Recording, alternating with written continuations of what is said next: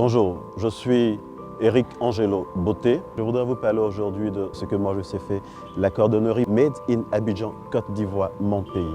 J'ai souvenir aujourd'hui que quand j'étais petit encore, CP1, CP2, papa avait l'habitude de me demander ce que je voulais faire et comme ça je disais de manière instinctive, je veux être cordonnier.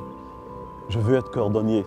Quand je lui rappelle ça aujourd'hui, lui et moi on en rit parce qu'en fait, dans ma famille, il n'y a jamais eu de cordonnier. Moi, j'ai un BTS en gestion commerciale depuis 2003. Mon histoire a commencé avec des tongs, donc je commence par apprendre à faire des tongs ici en Côte d'Ivoire. Avec la grâce qui habite le travail qu'on fait, on va se lancer rapidement dans des chaussures de luxe. Et qui parle de chaussures de luxe parle de chaussures de luxe en termes de qualité, en termes de design, mais des chaussures de luxe made in Côte d'Ivoire. J'insiste, made in Abidjan, made in Côte d'Ivoire. Je veux dire, faire mon chemin avec les tongs, mais l'intelligence dans le business, parce qu'il y a ça qui est très important, l'intelligence entrepreneuriale va te donner de rentrer rapidement dans quelque chose de costaud. Quand on parle de cordonnerie de luxe, c'est quoi? C'est l'investissement, mais c'est l'expertise surtout. Immédiatement et avec les économies que j'avais, je vais investir tant dans le matériel et puis je vais prendre des personnes avec moi, des personnes aussi avec une expertise dans le domaine. Une petite anecdote, je m'étais retrouvé dans une banque où je voulais demander un prêt, je n'étais parti prendre des informations. Quand elle m'a demandé ce que je fais, je lui ai dit non, je suis cordonnier et voilà le geste qu'elle a fait. Ah, vous êtes cordonnier? Popo, popo, popo là. J'ai dit oui, je suis cordonnier, mais je ne suis pas cordonnier popo. Et immédiatement, j'ai vu l'apparence de la fille qui a changé, celle qui me recevait. Quand on a la vision, quand on a les personnes, on a les ressources humaines, ça suffit pour se lancer dans un savoir-faire hors pair. Il faut que la Côte d'Ivoire soit référencée comme étant dans la sous-région d'abord un pays à destination chaussures de luxe.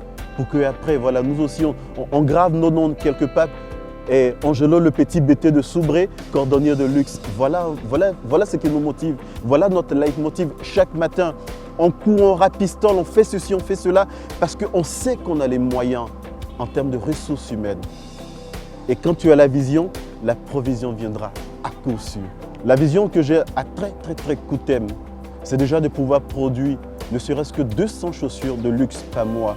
Et cela va demander quoi? Cela va demander d'augmenter mon matériel. Quand je parle de matériel, c'est les machines, c'est ceci, c'est cela. C'est pouvoir acheter du bon cuir quelque part en Italie. Je suis commercial à la base. Il faut pouvoir produire, mais il faut pouvoir aussi vendre. Donc ça va demander d'ouvrir des boutiques ici à la Riviera, d'ouvrir une boutique quelque part en zone 4.